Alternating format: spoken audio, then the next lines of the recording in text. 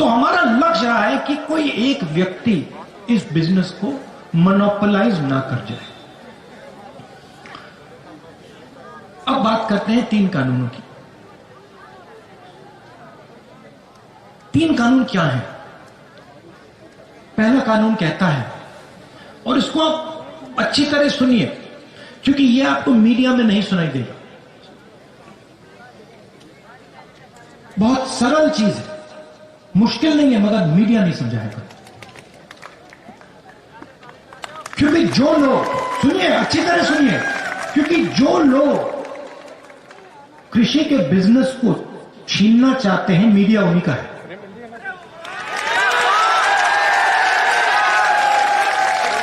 किससे छीनना चाहते हैं? किसान से, मजदूर से, छोटे व्यापारी से, दुकानदार से, इन सब से। 40% हिंदुस्तान से। पहला कानून कहता है कोई भी बड़ा बिजनेस देश में कहीं भी किसी किसान से कितना भी अनाज खरीद सकता है, अनलिमिटेड। अगर एक व्यक्ति पूरे देश का अनाज खरीदना चाहे तो खरीद सकता है, कोई लिमिट नहीं। तो भाई और बहनों मुझे बताइए, अगर कोई भी व्यक्ति कहीं भी कितना भी माल खरीद सकता है, अनाज खरीद सकता है, सब्जी खरीद सकता है, तो मंडी की क्या जरूरत? मंडी की कोई जरूरत नहीं। तो पहला कानून जो है मंडी को मारने का कानून है, मंडी को खत्म करने का कानून है।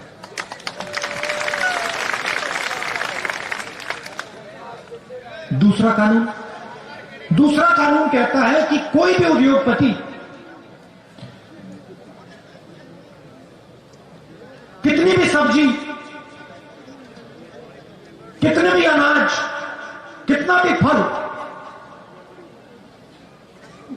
कितनी भी देर के लिए स्टोर कर सकता है, रख सकता है, कोई लिमिट नहीं। अगर एक व्यक्ति के पास कंपनी हो, वो पूरे देश के गन्ने को स्टोरेज में रख सकता है। मतलब यह व्यक्ति जो पूरे देश में स्टोरेज कर सकता है, वो दाम को कंट्रोल कर पाएगा। बात समझिए, आज क्या होता है? आज अनाज मंडी में बिकता है, जमाखोरी कोई नहीं कर सकता, कानून के खिलाफ है। जैसे ये दूसरा कानून लागू होगा, हिंदुस्तान में अनलिमिटेड, बिना लगाम जमाखोरी चालू हो जाएगी। कौन करेंगे? हिंदुस्तान के सबसे अमीर अरबपति लोग। अब क्या होगा? किसान जाएगा अपना माल बेचने, उसके सामने कौन खड़ा होगा? छोटा व्यापारी नहीं, मंडी नहीं मिलेगी। हिंदुस्तान के सबसे अमीर उद्योगपति उसके सामने खड़े होंगे।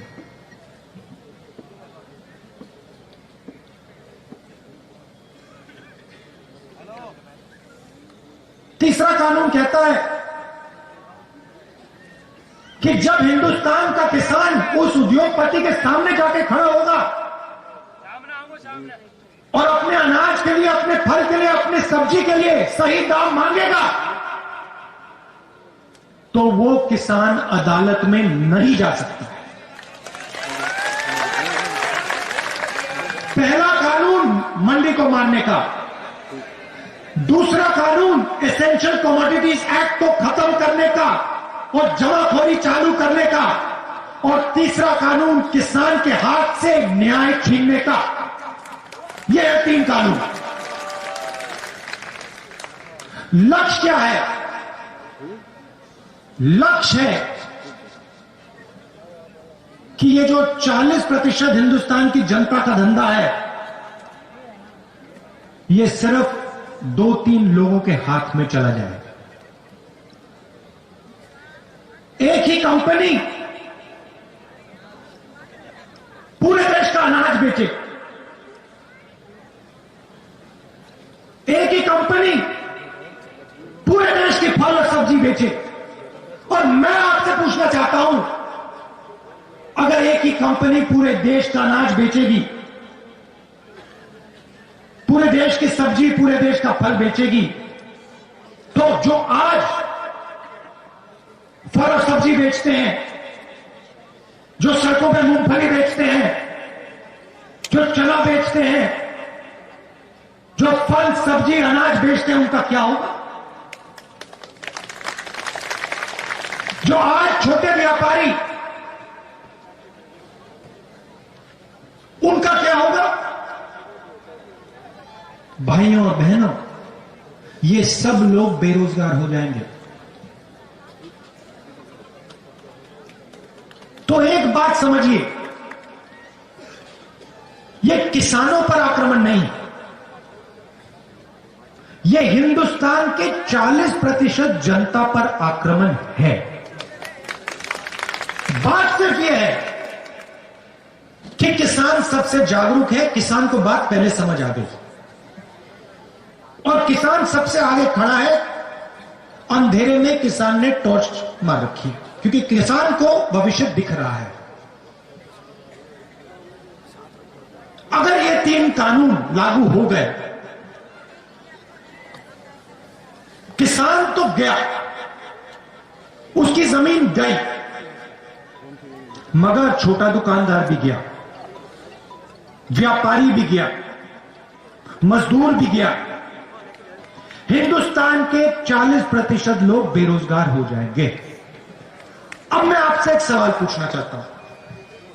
नरेंद्र मोदी जी कहते हैं मैंने ये किसानों के लिए किया। अगर नरेंद्र मोदी जी ने किसानों के लिए किया, तो पूरे देश में किसान दुखी क्यों?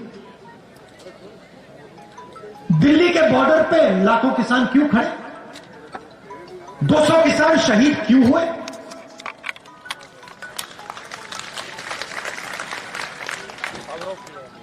तो ये किसानों के लिए तो नहीं किया, ना ये छोटे दुकानदारों के लिए किया, ना ये मजदूरों के लिए किया।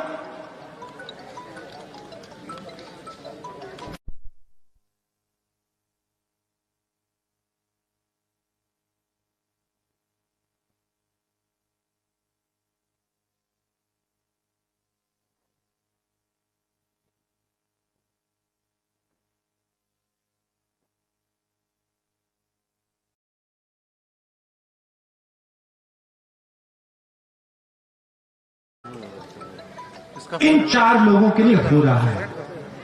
और ये बात आज नहीं शुरू हुई।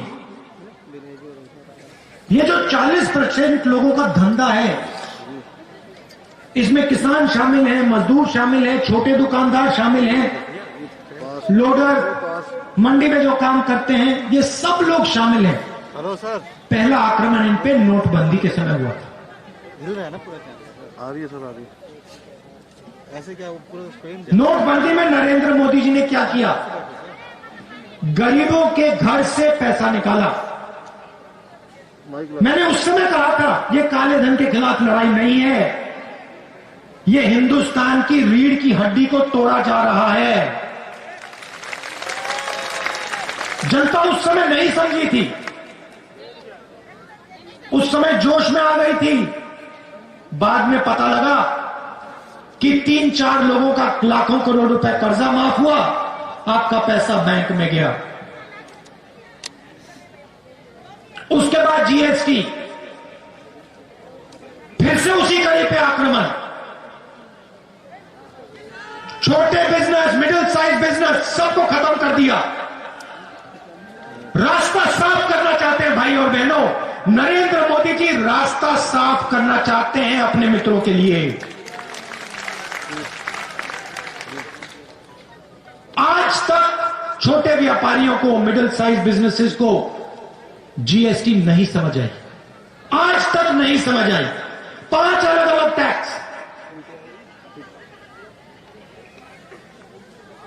लाखों बिजनेस बंद हो गए, बेरोजगार हो गए, और फिर कोरोना आता है। हिंदुस्तान के मजदूर घर की ओर जाते हैं। नरेंद्र मोदी ने बिना कोई इशारे लॉकडाउन कर दिया। हिंदुस्तान के मजदूर घर जाते हैं, हाथ जोड़ के वो प्रधानमंत्री से बस का टिकट मांगते हैं, रेल का टिकट मांगते हैं। प्रधानमंत्री कहते हैं नहीं, मैं तो नहीं देने वाला, भूखे मर गए। और फिर उसी समय 1,50,000 करोड़ रुपए हिंदुस्तान के सबसे अमीर लोगों का कर्जा माफ करती है।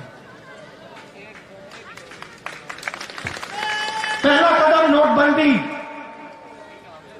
दूसरा कदम जीएसटी, तीसरा कदम कोरोना, और अब चौथा कदम 3 नए कानून। लक्ष्य हिंदुस्तान के 40% लोगों का जो धंधा है उनसे छीनना। और होगा क्या? और वो आपको दिख रहा है। इस देश में रोजगार कौन देता है? इस देश में रोजगार हिंदुस्तान के सबसे बड़े उद्योगपति, 2-3 उद्योगपति नहीं देते हैं। इस देश में रोजगार किसान देता है। इस देश में रोजगार छोटा व्यापारी देता है। इस देश में रोजगार स्मॉल और मीडियम बिजनेस देते हैं। उनको आपने जान से मार दिया, खत्म कर दिया, और आज पूरा देश देख रहा है। आने नहीं देंगे वो लोग। बेरोजगारी फैलती जा रही है, फैलती जा रही है। और नरेंद्र मोदी हर रोज कोई ना कोई नया बहाना बनाते हैं। Make in India, skill India, पता नहीं क्या क्या क्या क्या बोलते रहते हैं। आपने पार्लियामेंट में उनका चेहरा देखा होगा। कहते हैं हम किसानों से बात करना चाहते हैं। बात किस बात की? क्या बात करना चाहते हैं आप? इस कानून को आप खत्म कीजिए, रद्द कीजिए। किसान आपसे बात करने को तैयार है। आप पहले जो उसका है उससे छीन रहे हो, उसकी जमीन छीन रहे हो, उसका भविष्य छीन रहे हो, और फिर उसे कह रहे हो बात करेंगे। बात किस बात की? कोई बात करने की जरूरत नहीं है। पहले आप कानून वापस लीजिए, फिर जितनी बात आपने किसानों से करनी है, मजदूरों से करनी है, आप करिए। तो मैं यहां इसलिए आया हूं, मैं ये बताने आया हूं कि ये सिर्फ किसान का मुद्दा नहीं है, ये गरीबों का मुद्दा है। ये जो सिस्टम है, कृषि का सिस्टम, मंडी, एमएसपी, एसेंशियल कमोडिटीज एक्ट, ये सब, ये सिस्टम आपकी रक्षा करता है।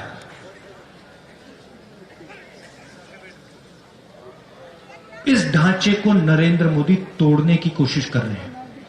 और मैं आपको यहां आश्वासन देने आया हूं कि कांग्रेस पार्टी किसानों के साथ, मजदूरों के साथ, गरीबों के साथ खड़े होकर ये कानून को आगे हम बढ़ने नहीं देंगे। इन कानून को हम रद्द करके ही दिखाएंगे। आखिरी बात मैं आपसे कहना चाहता हूं, अब देखिए,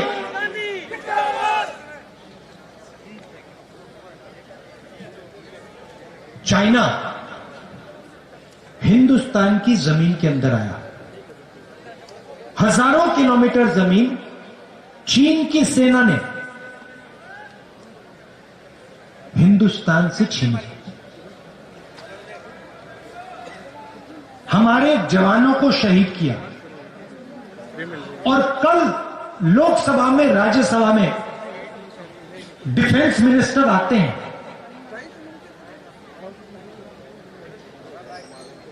और कहते हैं कि समझौता हो गया। और समझौता किस बात का हुआ? समझौता यह हुआ कि नरेंद्र मोदी जी की सरकार ने हिंदुस्तान की पवित्र जमीन चाइना को पकड़ा दी। पैंगोंग लेक में हिंदुस्तान का पोस्ट फिंगर 4 पे होता था। चाइना ने अपनी सेना को अंदर डाला। समझौता नरेंद्र मोदी जी ने यह कहा है कि हम अब फिंगर 3 पे अपना पोस्ट लगाएंगे। मतलब फिंगर 4 और फिंगर 3 के बीच जो जमीन थी, जो हमारी पवित्र जमीन है, वो नरेंद्र मोदी जी ने चाइना को हमेशा के लिए दे दी है।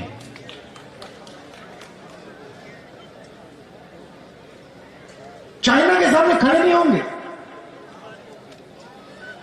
किसानों को धमकी देंगे, किसानों को मारेंगे, पीटेंगे, दीवार बनाएंगे और चाइना को हिंदुस्तान की जमीन देंगे। यह नरेंद्र मोदी जी की सच्चाई है।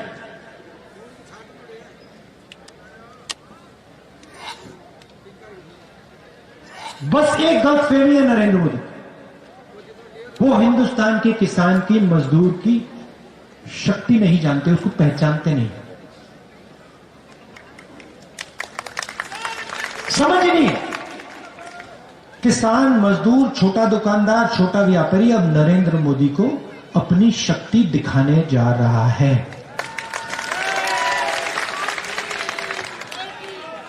आप सब दूर दूर से आए, इसके लिए दिल से मैं आपका धन्यवाद करता हूं। नमस्कार, जय हिंद।